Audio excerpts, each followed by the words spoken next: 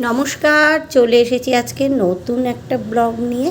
তো আজকে নতুন ভিডিওটা কী দিয়ে শুরু করছি জানো তো? সন্ধেবেলার কিছু খাবার, যার জন্য এই লঙ্কাটা বলবো না, আরও অনেকগুলো লঙ্কা নিয়েছি কাটবো বলে। তো চলো ছুরি দিয়ে লঙ্কাটা কেটেই শুরু করি খাবার। এই যে লঙ্কা কুচি কুচি করে কেটে নিয়েছি, গোলমরিচ গুঁড়ো দিয়েছি, জিরের গুঁড়ো, আর ঝাল লঙ্কার গুঁড়ো, লবণ, লেবু সব নিয়ে নিয়েছি। এবং আলুটাকে আগেই আমি দুপুরবেলাতে রান্নার সময়ই সিদ্ধ করে রেখে দিয়েছিলাম, যাতে বিকেলবেলায় করতে দেরি হয়ে যাবে।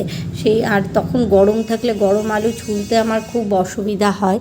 তো সেই জন্য আমি আলুগুলোকে সিদ্ধ করে রেখেছিলাম। এবং আলুগুলোকে দেখো কি সুন্দর করে ছাড়িয়ে নিয়েছি, একদম দারুণ লাগছে দেখতে। আর সেই সঙ্গে একটু আদাও ঘষে নিয়েছি, আর জিরের গুঁড়ো, লেবু, লঙ্কার গুঁড়ো, গোলমরিচ গুঁড়ো সবই দিয়ে নিয়েছি, আর কাঁচা লঙ্কা কুচিও দিয়ে দিয়েছি। আর সেই সঙ্গে এর মধ্যে একটু চালের গুঁড়ি আর একটু কর্নফ্লাওয়ার অল্প অল্প করে দু রকমই মিশিয়ে নিয়েছি। আর আলুটাকে ভালো করে চটকে মেখে নেওয়া বা ম্যাশ করে নেওয়া, যাই বলো না কেন, সেটা করে নিয়েছি ভালো করে। এবার বাইন্ডিং করে সুন্দর করে হাতে এইরকম যেরকম শেপে খেতে চাও সেরকম বানিয়ে নিতে পারো। আমি গোল গোল করে বানাচ্ছিলাম, তো আমার ছেলে আবার এসে এরকম লম্বা লম্বা করেও বানিয়েছে।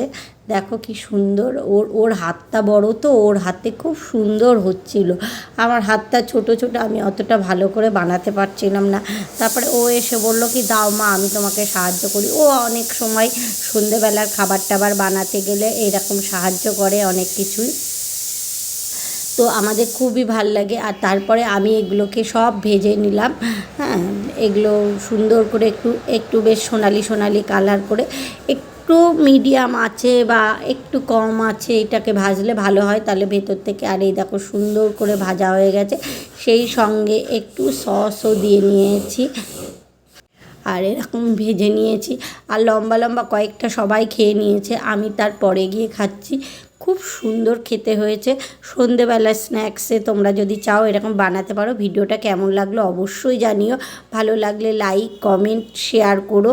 আর তোমরা যদি চাও তোমরাও এরকম আমার মতন বানিয়ে নিতে পারো। সবাই ভালো থেকো, সুস্থ থেকো, টাটা।